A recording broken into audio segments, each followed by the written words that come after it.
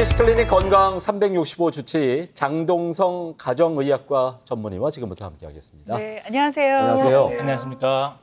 주변에 보면 과장님, 제 주변에 건강검진을 통해서 우연히 몸에 이상이나 또 질병들이 발견되는 경우가 많아요. 병원에서 건강검진 받다가 혹시 가장 많이 발견되는 질환이 있다면 어떤 게 있을까요? 사실 이제 건강검진을 하는 목적 중에 하나가 이제 만성질환, 이제 증상이 없는 만성질환을 이제 조기에 발견을 해서 또 치료하는 것이 목적이라고 할 수 있겠는데요. 그러다 보니 이제 증상이 없는 질환들, 고혈압이나 당뇨, 고지혈증, 그리고 간 수치 상승, 그리고 이제 뭐 내시경을 하다 보면 이제 용종을 발견하는 경우도 있고요. 위염이라든지 그리고 궤양을 발견을 해서 치료를 하게 되는 경우들도 종종 있습니다. 저희 부모님 같은 경우는 이제 나이 들면서 가장 걱정하시는 게 이 만성 질환이시더라고요. 근데 3대 국민병이 이제 방금 말씀해 주셨던 고혈압, 당뇨, 고지혈증인데 이 중에 어떤 게 가장 많은가요? 어떤 게 가장 많을 것 같으신가요, 혹시? 저는 당뇨. 고혈압이요. 그래요. 것 같은데요? 저도 고혈압이요. 고혈압. 이게 당뇨. 근데 생각보다 이제 진료를 하다 보면 가장 많이 진단을 하게 되는 게 고지혈증. 그래요? 네.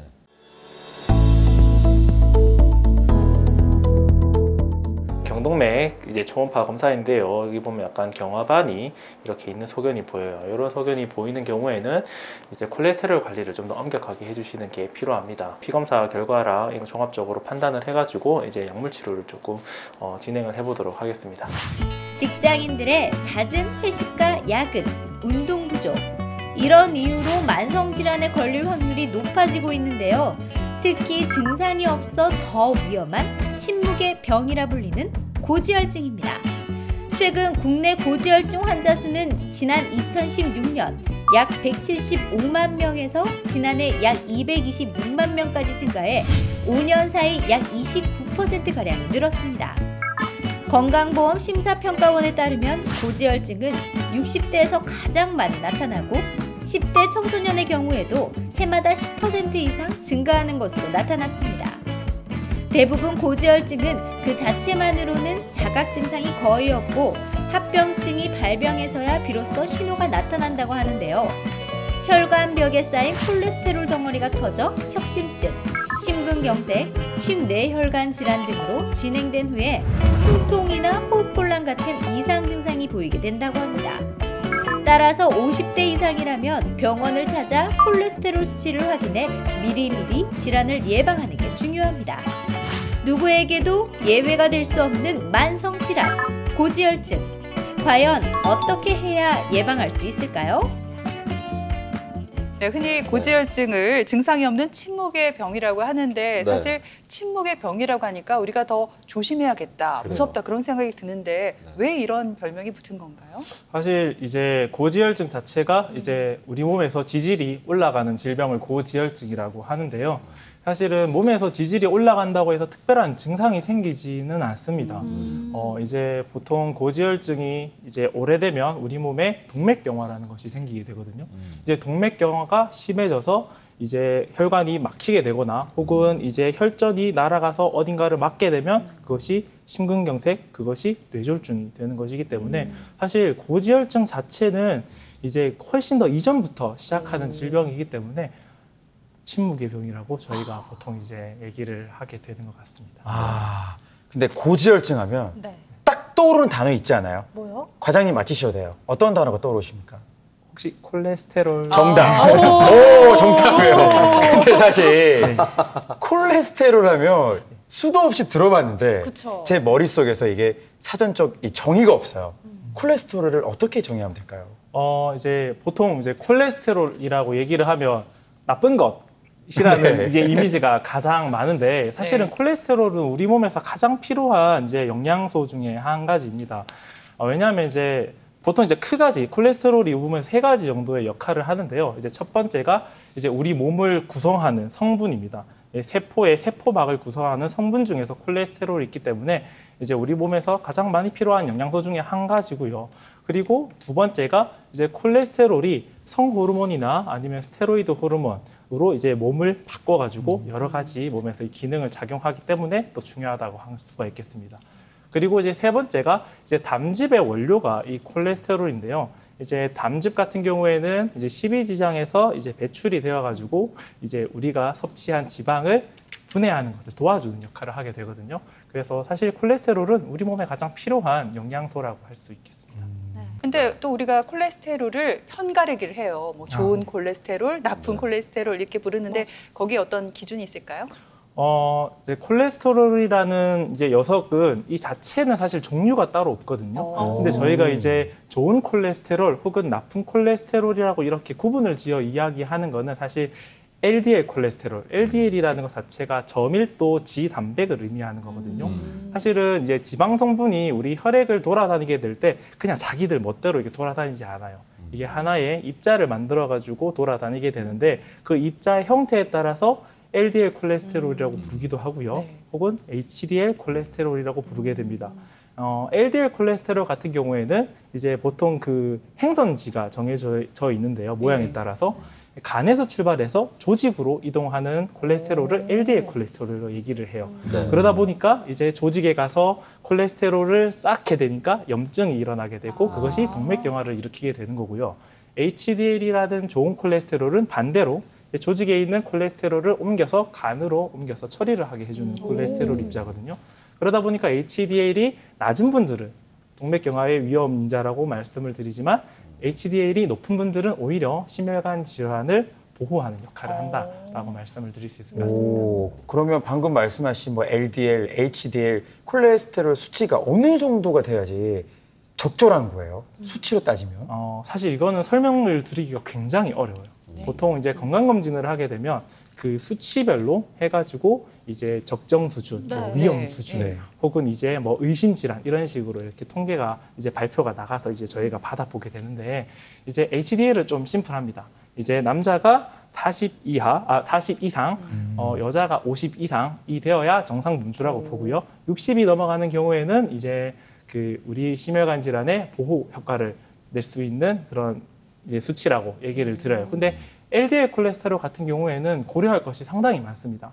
단순한 수치 하나로 계산을 하는 것이 아니라 어떠한 위험 인자를 가지고 있는지 등을 종합적으로 고려를 해야 되기 때문에 사실은 의사의 진료가 반드시 필요한 범위라고 할 수 있겠습니다. 그러면 이게 사람마다 이상적인 콜레스테롤 수치가 다 다르다는 뜻인 거예요? 네, 그렇습니다. 보통 저희가 이제 건강검진으로 콜레스테롤 검사를 하면 크게 이제 4가지 항목을 보게 됩니다. 총 콜레스테롤, 그리고 이제 HDL 콜레스테롤, 그리고 LDL 콜레스테롤, 그리고 중성지방 이렇게 4가지 항목을 보통은 확인을 하게 되는데요.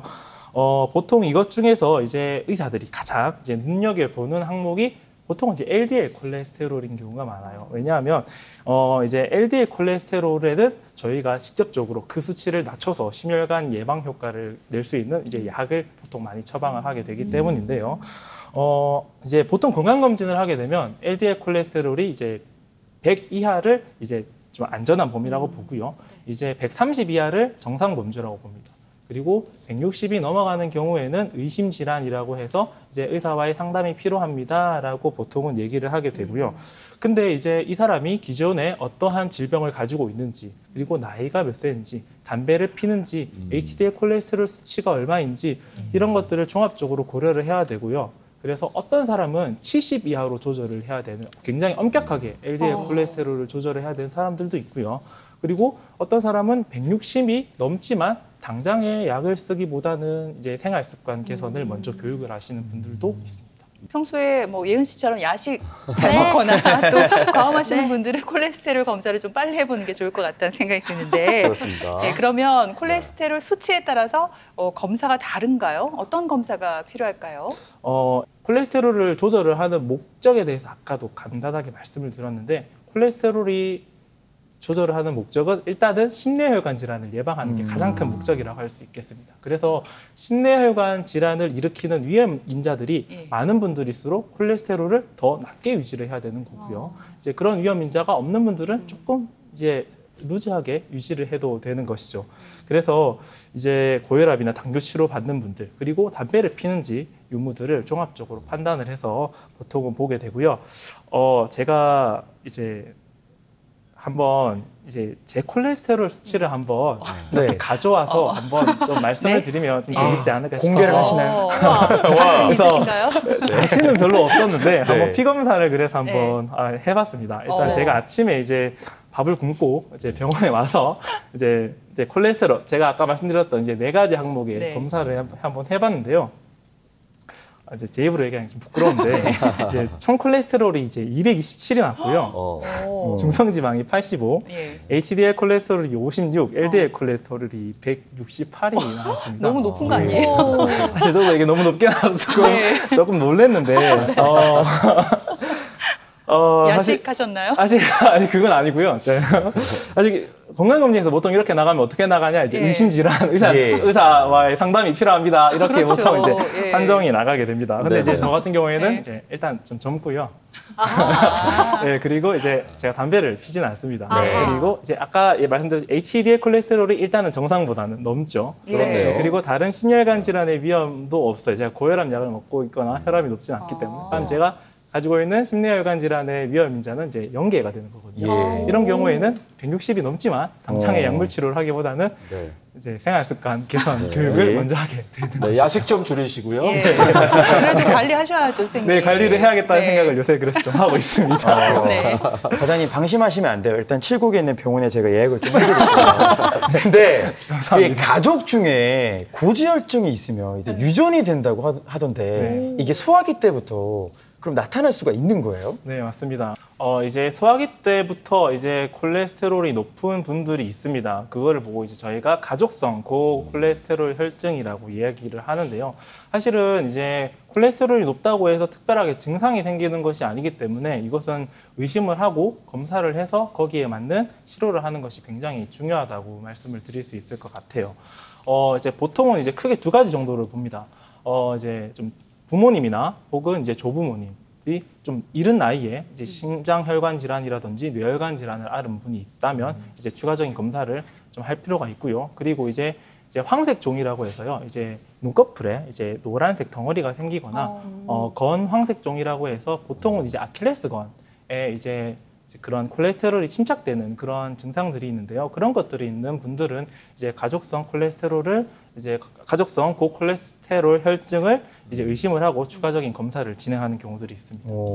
방금 말씀하신 경우에 해당이 된다면 어린 나이부터 콜레스테롤 검사도 좀 빨리 받고 관리를 해야 될 필요가 있겠네요. 네, 맞습니다. 왜냐하면 이제 가족성 고콜레스테롤이 있는 분들은 이제 이른 나이에 심뇌혈관 질환들이 올 확률이 굉장히 높아지기 때문에 이제 일반인들보다는 조금 더 엄격하게 콜레스테롤 혈증을 조절을 하게 되고요. 보통은 이제 100 이하로 아무런 위험 인자가 없더라도 100 이하로 조절을 하도록 하고요. 그리고 위험 인자가 있는 분들은 70 이하로 조절을 하도록 하기 때문에 굉장히 이제 약을 굉장히 세고 이제 높은 농도로 써야 되는 경우들이 굉장히 많다고 할 수 있겠습니다. 네.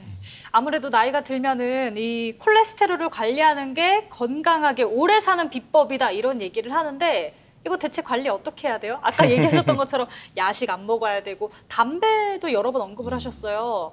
흡연도 하면 안 되고 또 뭐 관리해야 될 거 있을까요? 일단은 이제 콜레스테롤에 이제 아까 4가지의 콜레스테롤 항목들을 설명을 드렸는데 이제 그 콜레스테롤을 전부 다 개선시킬 수 있는 방법은 이제 생활 습관 개선밖에 없어요. 그 3가지를 모두 다 좋게 하는 약은 아직 개발된 게 없거든요. 네, 그렇기 때문에 일단 첫 번째로는 반드시 운동을 하셔야 됩니다. 운동을 해서 우리 몸에 콜레스테롤을 잘 활용할 수 있는 몸으로 만드는 것이 굉장히 중요하고요. 그리고 너무 기름진 음식들, 그리고 당류가 많은 음식들은 당연히 안 좋습니다.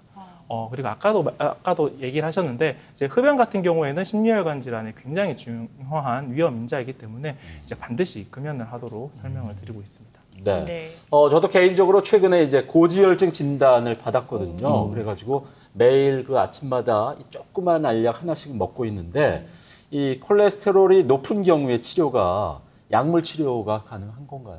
네, 보통 콜레스테롤 같은 경우에는 이제 약물 치료를 하게 되는 경우들이 굉장히 많고 이제 요즘처럼 이제 그런 젊은 나이에도 이제 복 비만이 있거나 운동을 하지 않는 분들 같은 경우에는 이제 조기에 이제 고혈압이 진단되는 분들도 굉장히 많기 때문에 사실은 젊은 나이부터 콜레스테롤 약을 드시거나 고혈압 약을 치료하시는 분들이 굉장히 많습니다.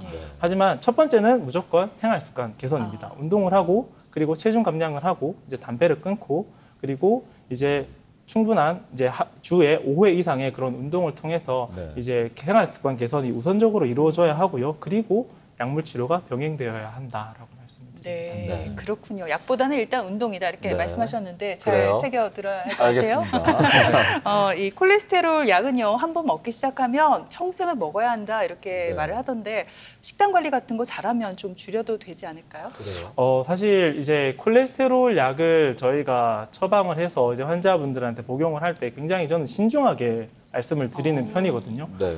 사실은 이게 어느 정도 맞는 말이기는 해요. 한번 약을 복용을 시작하게 되면 평생 약을 드셔야 되는 경우들이 굉장히 많고 환자분들한테도 일부러 그렇게 설명을 좀 드립니다. 네. 한 번 드시면 평생 거의 드실 거 생각하고 드시라. 근데 그 전에 조절이 가능하면 이제 운동부터 하고 시작을 하겠지만 지속적으로 이제 수치가 높은 분들은 이제 약을 거의 꾸준히 먹어야 됩니다. 그게 이제 큰 이유가 한 가지가 있는데요. 네. 보통 우리가 기름진 음식을 많이 먹거나 이제 콜레스테롤이 많이 있는 음식을 먹어서 콜레스테롤 수치가 올라간다라고 생각을 하시는데 사실 실제로 우리 몸의 LDL 콜레스테롤은 먹는 것보다 우리 몸에서 만들어내는 콜레스테롤이 많아서 올라가는 경우들이 많거든요. 네. 그래서 이제 우리 몸의 콜레스테롤이 높은 것은 우리 몸에서 많이 만들어내기 때문이기 때문에 네. 사실은 생활 습관 개선도 중요하지만 이제 한번 높아지신 분들은 약물 치료를 시작하게 되면 이제 지속할 수밖에 없는 가장 큰 이유가 이제 그거라고 말씀을 드릴 수 특히나 있어요. 또 이제 나이가 들면은 네. 아무리 뭐 식단 조절하고 네. 운동을 해도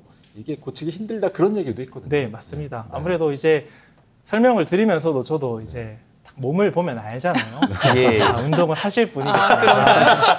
부끄럽네요. 네, 갑자기. 이제 담배를 끊으실 분이겠다. 술을 줄일 분이시겠다. 사실 이제 네. 뭐 하루에 이제 한 수십 명의 환자분들을 보다 보면 이제 감이라는 게 오다 보니 네. 이제 이분은 운동부터 하실 것 같다 싶은 분들은 생활 습관에 대한 교육들이나 관련된 책자라든지 그런 정보들을 최대한 제공을 많이 해서 그런 것들을 좀 이렇게 유도를 많이 하지만 이제 나이가 좀 있으신 이제 할아버지나 할머니 분들은 사실은 약물 치료를 우선적으로 권할 수밖에 없게 되는 것 같습니다. 네.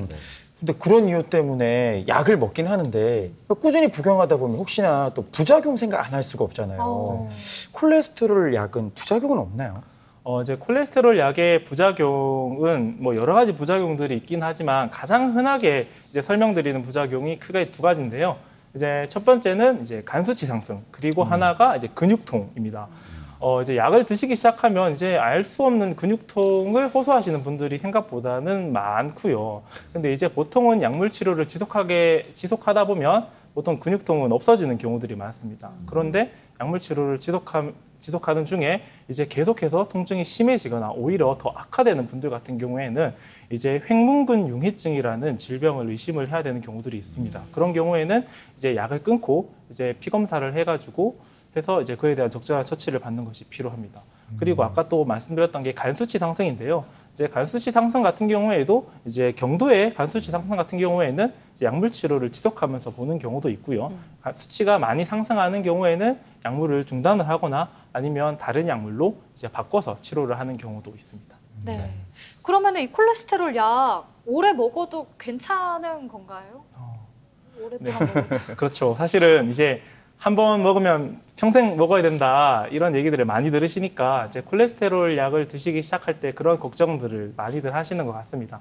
콜레스테롤 약을 사실 굉장히 많이 쓰고 그리고 이제 수십 년에 걸쳐서 이제 약이 많이 처방이 되었기 때문에 거기에 대한 많은 이슈들이 있는데요. 이제 여러 가지 이슈들이 있는데 이제 근육이 혹시나 빠지지는 않는지 이런 걱정을 하시는 분들도 있고요. 이게 콜레스테롤 약 먹으면 당뇨에 걸린다더라 이런 얘기를 하시는 분들도 있어요. 네.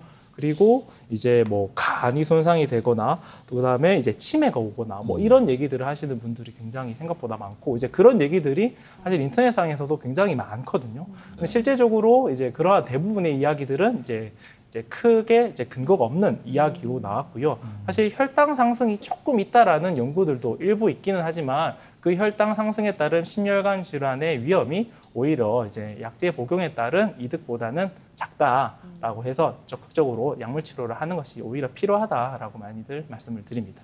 네. 보통 이제 콜레스테롤 검사를 할 때 피 네. 검사를 체열 검사를 하지 않습니까? 근데 공복에 해야 된다 이런 얘기가 있는데 공복이 아닐 경우에 어떤 차이가 있나요? 사실 콜레스테롤 검사는 보통 한 8시간 이상의 금식을 하고 와서 검사를 하라고 많이들 말씀을 드려요. 근데 이제 그 이유가 일단은 가장 큰 거는 이제 중성지방입니다. 중성지방 같은 경우에는 식사 전후에 이제 콜레스테롤의 수치의 변화가 좀 큰 편이기 때문에 보통 공복에서 검사를 하기를 권장을 드리는데요. 네. 사실은 이제 공복에 와서 검사를 하기가 어려운 상황들도 있고 이제 갑자기 검사를 해야 되는 분들 같은 경우에는 사실은 공복이 아닐 때라도 검사를 하는 경우들은 있습니다. 제가 그래서 네. 피를 한번 뽑은 김에 한 번 더 뽑아봤습니다. 그래서 이제 같은 날 네. 제가 아침에 이제 공복으로 와서 피 검사를 한번 하고 네. 그리고 식사를 간단하게 하고 나서 한두 시간 뒤에 한 번 더 피 검사를 좀 해봤는데요. 네. 제가 아까 이제 처음에 이제 공복 상태에서 했던 검사가 총 콜레스테롤이 227, 네. 중성지방이 85, HDL 콜레스테롤이 56, 네. LDL 콜레스테롤이 168이었는데요. 네. 이제 같은 날 제가 이제 식사를 하고 나서 한 2시간 정도 지나고 나서 피 검사를 한 번 더 했을 때 결과가 총 콜레스테롤이 225, 중성지방이 160, 그리고 HDL이 55, 네. 그리고 LDL이 160으로 나왔어요. 보면 다른 콜레스테롤 수치나 이제 지질 수치는 큰 차이가 없는데 보면 중성지방 수치가 한 2배 가까이 차이가 나는 걸 볼 수가 있죠. 그래서 아까도 말씀드렸다시피 의사들이 중점적으로 보는 것이 일단은 LDL 콜레스테롤이기 때문에 네. LDL 콜레스테롤을 보고자 하는 목적이면 이제 공복이 아닐 때라도 검사를 하기도 합니다. 네. 그래요. 그런 검사 수치를 보여주기 위해서 그래요. 피를 2번이나 뽑으셨네요. 네. 아니, 감사드려요. 병원장님이 네. 상 주셔야 될 것 같아요.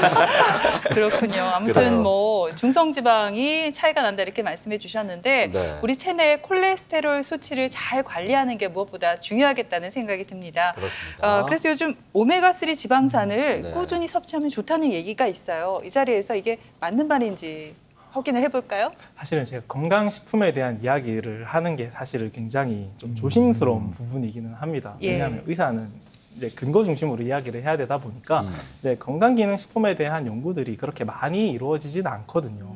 근데 이제 그래도 가장 많이 연구되는 부분이 오메가3이기는 합니다.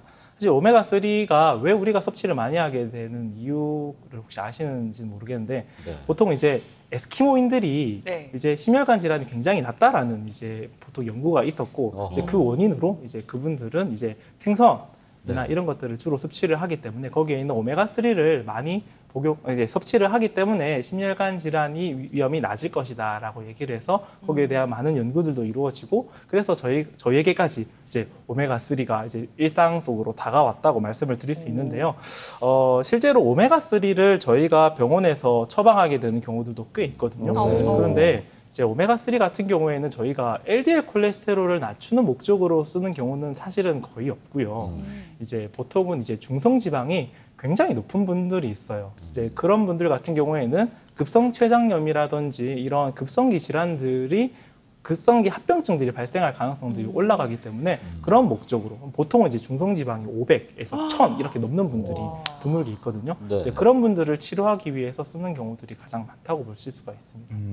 일단 건강을 위해서는 잘 봐야 돼요. TBC 클리닉 건강 365 잘 보고 계시고 그리고 먹는 것도 참 중요한데 그 중에 하나가 이제 뭐 여러 가지가 있겠지만 오메가3. 근데 제가 약국에 가니까 이게 뭐 식물성 오메가도 있고요. 뭐 RTG 오메가 이런 식으로 나뉘던데 다 차이가 있는 거예요?